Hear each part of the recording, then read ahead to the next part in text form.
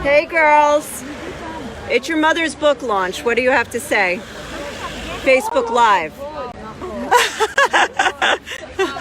very, very proud of her, right? She put a lot of effort towards very hard. And you can see how much you and my mom worked, and the results are just amazing. Awesome. Cool. Here's the book.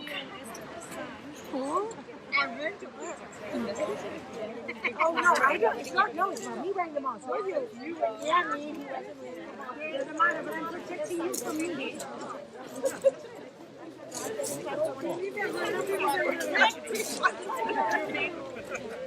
No, but just okay. Just she's gonna talk to you. Just like that. Hello. What? Hi, I'm so happy to be here at Jodi's launch. She's been talking about doing this book, and we're so excited that she's launching it, and the world is going to hear her voice. Awesome. Thank you. Natanya, I'm totally putting you on the spot. Facebook Live. Tell me about Jodi and her book. What do you have to say to Jodi? Such an awesome person, such a privilege to be a friend of hers and to follow this amazing journey that she's going on. We're all so proud of her, and we're sure that there are lots of lessons for everyone to learn from her amazing. Totally true. Totally true. Go ahead. Laura. Hi. Hi. This is very, very exciting. It was like kind of been like a part of the process from the end, from like just the cover side. But I love Jodi, and I'm so proud of her. This is awesome. Very awesome. Really amazing. Well done. Thank you. Thank you. Hello. Hi. Do you have anything to say for? Ooh, cool.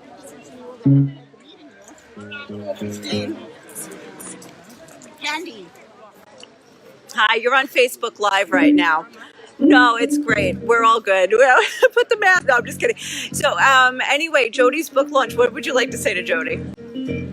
I'm so proud of myself. I've known her for over 20 years. And I've witnessed her trying. It's always she's crazy. I love her so much. Awesome.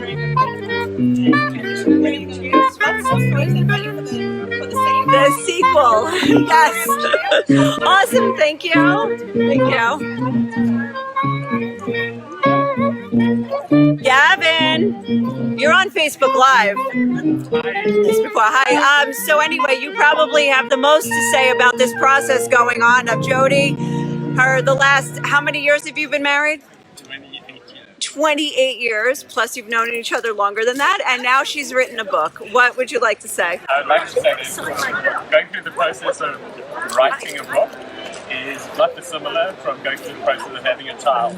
There's blood, sweat and tears, but at the end it's worth everything. Oh, that's awesome. Totally. Oh my gosh. All right, good. Well, I think Jodi's ready to talk, which is probably something you're used to. So let's... Ladies and gentlemen, can you gather around in a socially distant way so that you can hear me? Is it clear? Can you hear? Okay.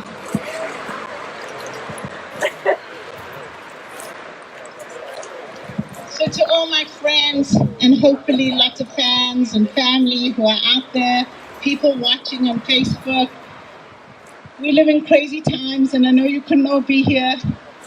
And I'm definitely hoping to come to your communities sometime soon and speak. And if not in person, in Zoom, happy to speak to you guys, do workshops, and share some of the messages in the book.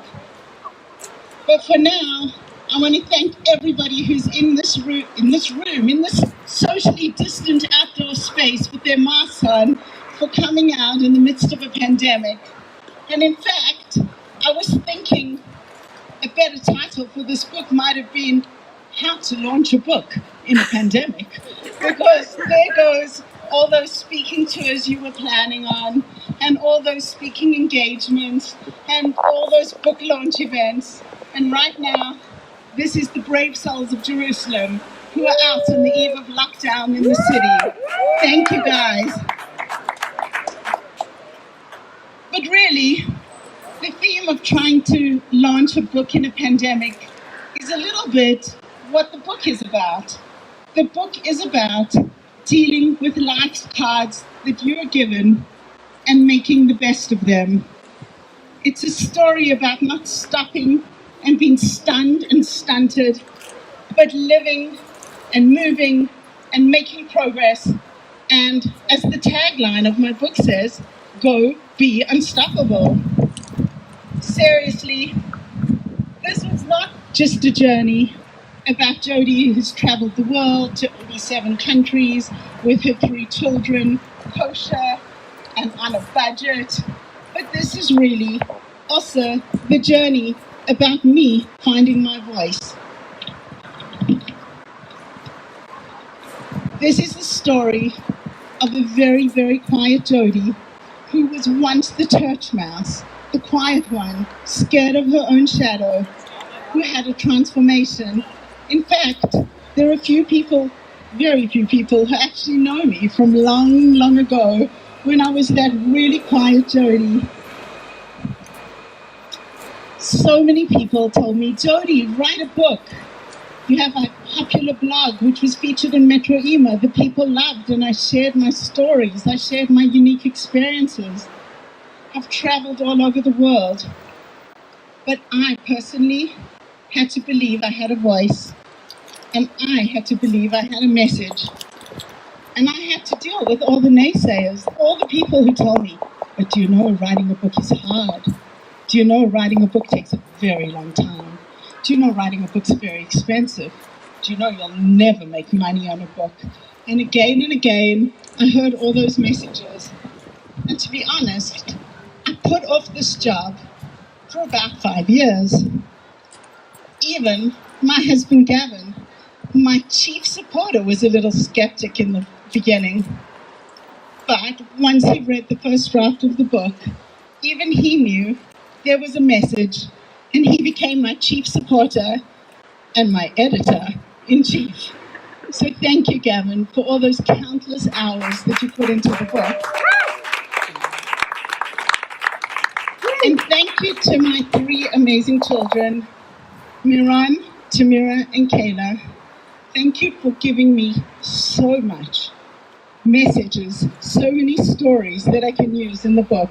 They'll probably hate me for a long time for the fact that they mentioned in the book, but one day I hope the book will be a legacy for them to share. I also want to say a very big thank you to my parents and in-laws who have stood by my side through this whole process. And to Nicole, who else would be able to take all those random thoughts and myriad sentences coming out of me on any given day and put it into such an orderly voice? In fact, Gavin calls all those voices that come out of me all the time the Council of Monkeys, and they all talk simultaneously. And thank God for Nicole, she was able to interpret the Council of Monkeys. I don't know what that says about me, but okay. Rachel Montana, thank you for your vision and your quiet persistence. You always saw a book, and you always pushed me to this. Steve and Sarah Levy, people who've known me for a long time, and they've known the quiet Jodi. I, in fact, launched my organization, JIC, in Steve's office. Steve's had a bird's eye view of how I've emerged. And last year, we were on a Morocco trip, and Steve was like, Jodi, Jodi, Jodi, you have to write your tales. You have to write the tales of a Jewish woman. And to Nachama Levy, who's been there every step of the way. Nakama had to leave early tonight to go to her son's graduation, but Nakama is the definition of friend in every sense of the word. If you look up friend in the dictionary, a picture of Nakama would pop up, and she supports me in so many ways. And in fact, when I moved to Israel, I fell apart, and Nicole, as she's known, picked up all the pieces. And if it wasn't for her, this book launch probably would be in New York City and not in Jerusalem. And to other countless people who inspired my journey, Rabbi David Aaron, who found me when I was very lost and very confused in my Jewish trajectory, and he brought me back to my Jewish journey. To Lori Palatnik, a powerful Jewish woman who's shown the path of powerful Jewish women leaders. Slavi Wolf, my personal friend and teacher. Rabbi Rafi from Mekaz Feuerstein, Rafi Feuerstein, his guidance and belief in Kayla inspired us. In fact, Rabbi Feuerstein inspired my first blog post. It was called Reaching for the Stars, and it was about Kayla, and it was about the fact that we all reach for the stars, but often we don't reach the stars. Yet somehow people don't want people with special needs to try and reach for the stars. And I objected to that fact. And I felt that the Feuerstein mission that believes that everybody has the power to reach for the stars was how we were going to educate Kayla, how we were going to include her in community. And that was my first blog, and it went viral. And I realized that I had a message to share. And since then, we have had countless blogs and countless forums and countless meetings. So much so, I always joke, the sequel to this book, Chutzpah, Wisdom and Wine, is going to be Raising Kayla. And to many people who have been there in all stages of my journey. In fact, we have a couple here tonight who met at one of my very first events I ever put on. They became volunteers and are good friends and now live here in Israel. We have friends who are here tonight, religious couple who were backpacking in Australia. They were sleeping in their car. We invited them to our house. And right now, he's a rabbi and lives in Efrat. Or to the many people like Fleur Hassan, the deputy mayor of Jerusalem, another fearless Jewish leader who's helped, not just a Jewish leader, but a woman leader who's helped so many people like me and my family and people in our community.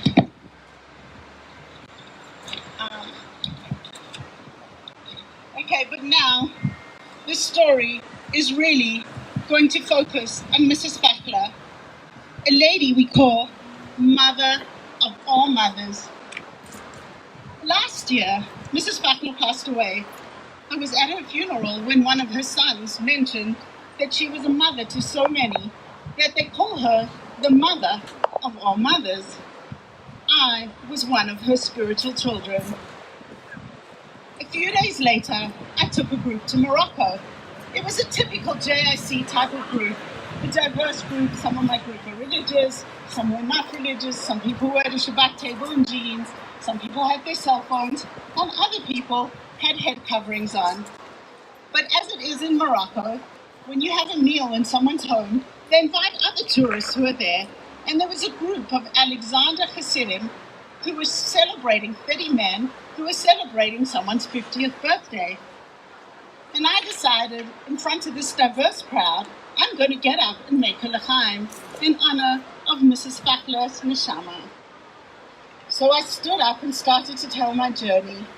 And I spoke to this mixed group. And there were these group of Hasidic men, all looking at this woman who was not dressed like their wives, for sure. And I could see this, the fascination on their face. And they all came to me afterwards and said, wow, that was the most inspiring story. I've never thought I could just go to Morocco and hear the most inspiring message of my whole life. And then I realized I have a message to share to so many people. And this is a journey of a shy girl who was terrified of her own shadow, who met a religious guy on the school bus when she was in high school. And he asked me if I was going to go to shul that Friday night. And I was like, okay. And that was the beginning of my Jewish dilemmas and my Jewish journeys. And I became friends with religious kids and landed up they were all going to Israel for the year after high school. So I wanted to go to Israel and landed up going to Israel for a year, much to my parents' distress. In those days, definitely wasn't a typical thing for kids to take a gap year, and if you were not religious, my parents could not understand why I was taking off a year. And as luck would happen, sometimes there's pandemics. That year, there was the Gulf War, and I landed up leaving Israel on the very last flight. And I landed up being stranded in London. And I did not have any money. After 2 weeks, I was penniless. And I did with adamance. If you know me, you just tell me no, and I definitely will want to do the opposite. My parents were like, come home, go to university, don't waste your life. And I was like, no, I'm going to stay. But I didn't know how I was going to do that. My mother mentioned to someone in the staff room of the Jewish day school she taught at, and she was a secular study teacher. We were not religious at all. And one of the religious staff said, my parents, the Fatlers, live in London. Perhaps they would host Jodi. And I arrived there for a meal, starving, hungry, lost, lonely. And at that point, they said, would you like some food? And I was like, no, it's okay. It was shy me. And they were like, no, sit down. Little did they know that one meal would lead to so many meals and so many countless connections, and to help me become the person I am today. And religiously, I swung the pendulum from not being religious to landing up in London during the war, coming back to Israel. As part of my agreement with the Fatlers was I would go study in a yeshiva, in a seminary for women.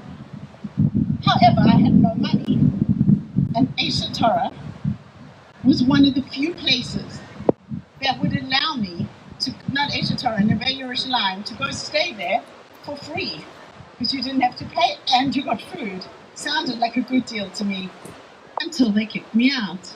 That's another story, you'll have to read the book. But somehow, after backpacking in Europe, cutting my skirts really short, I landed up at an organization called Heritage House in the Old City. And then I landed up going to Israelite. And Israelite inspired, and that's Rabbi David Aaron, inspired my journey back from being a lost Jewish woman.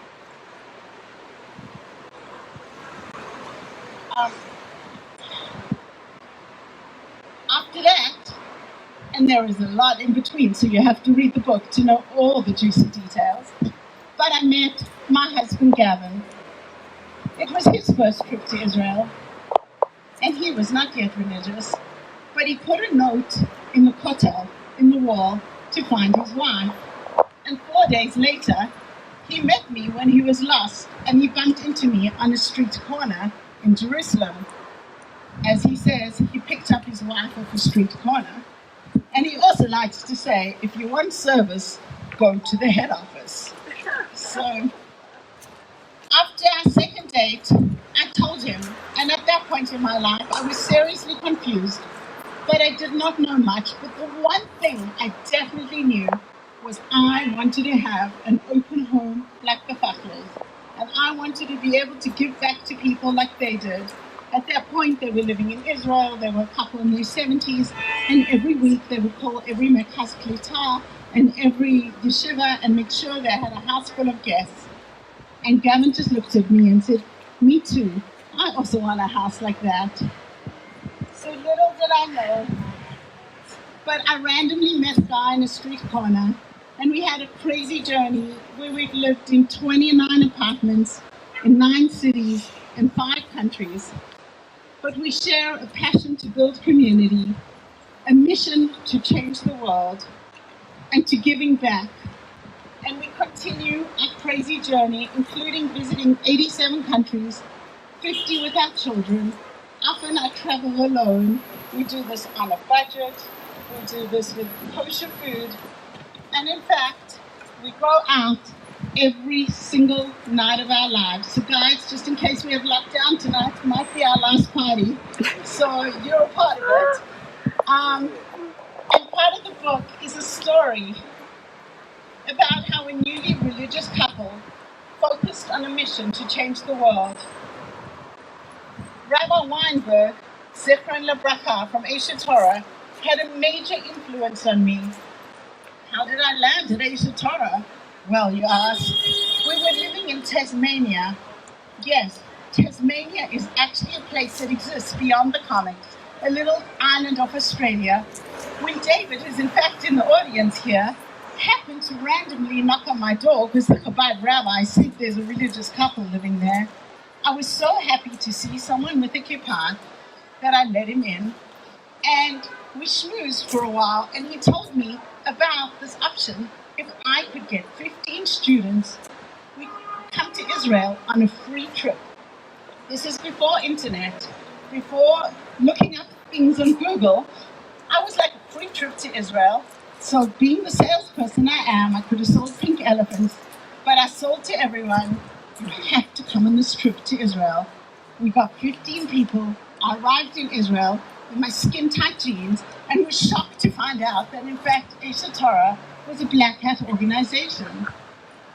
But I soon realized Aish Torah had the most powerful vision of bringing back Jews. And in fact, when I finished my master's in business in Australia, instead of taking up my job in the banking world, I decided instead to work for the Jewish people. And soon after that, we moved to other places in Australia. That's part of the 29 apartments in all the different cities. And finally, we landed up in New York City. And in New York City, it was an opportunity to grow in our Yiddishkeit, to grow my organization, to grow from being this woman who hardly knew much about her Judaism but was running things. And I have all these famous stories to tell you about my blunders from my first Shabbat meal, where I sat down at a table of 50 and I was so, wow, silence is so golden. I didn't realize everybody had just washed their hands. Or the stories in New York when we had our first child and we waited a while because Jodi was on a mission to travel the world, and I didn't realize that the whole world was praying for us to have a baby. And I found out that in fact all the people who've given us the opportunity to carry their baby in to be the fathers for the bruises of their children, in fact were trying to give us a segula to have a baby. I only found that out after my son was born. I had no idea. I just thought we were their best friends. But we were the perfect couple. We were living in New York, we were traveling, we were having a fantastic life. And then in 2008, the perfect Samuels, on February 25th, had a daughter, Kayla. And Kayla, our beautiful, lovely daughter, was born with the diagnosis of Down syndrome.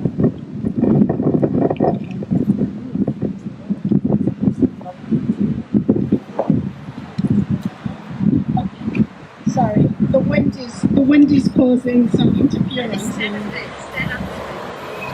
Like up the stairs, though. Maybe up. Like up. Okay. And Gavin said to me, the day we walked, you have to read the book if you want to know all the details of having a baby with Down syndrome and how we coped. But Gavin said to me, on our way out, he said, Jodi, we are going to become activists. We might as well have that branded on our foreheads. And he was right. And instead of being this quiet, shy, scared Jodi, instead, I turned into Mama Grizzly. For my daughter, I landed up in going to war with a school that wouldn't take her. I landed up hosting public community forums where the media showed up with their cameras, with their lights, TV interviews. We made it to the front page of every newspaper, to every TV station. Lights, camera, action. And I found my voice. I was no longer shy. And moving to Israel is another story. 23 years we spoke about it. 23 years we planned. And then I decided, actually, moving to Israel is not for me.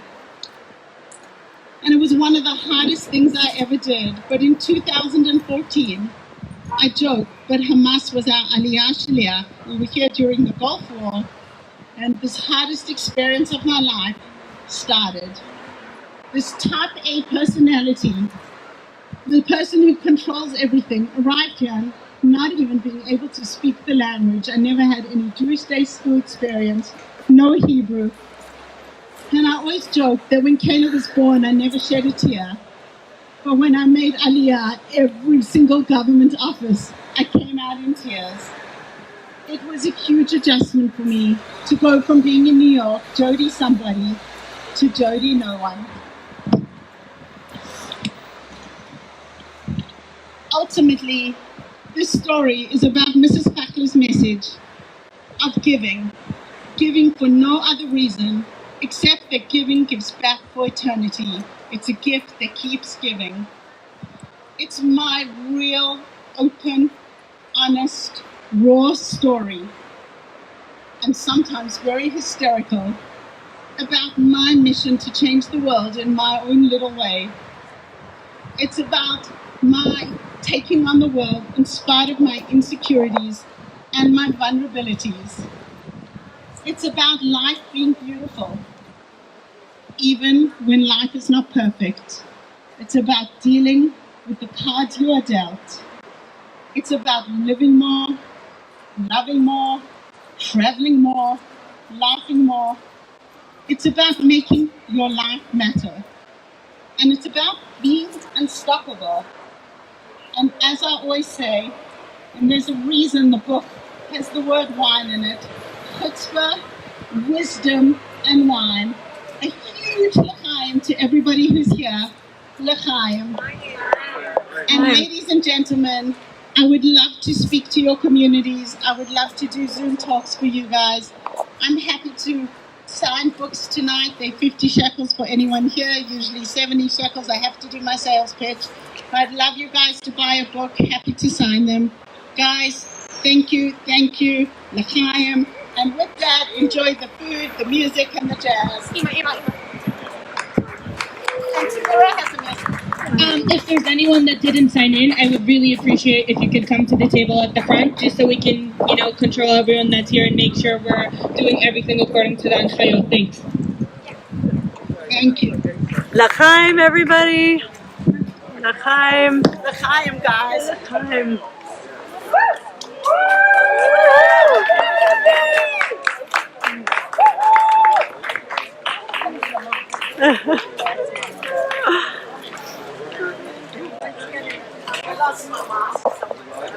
Hi. It takes a second to figure out who's under the mask. Yeah, I'm not sure I know you. But I think, okay, Yeah, you know me. That's what I thought. Oh, me, you're you. How you doing? I'm sick. I only see you on Facebook.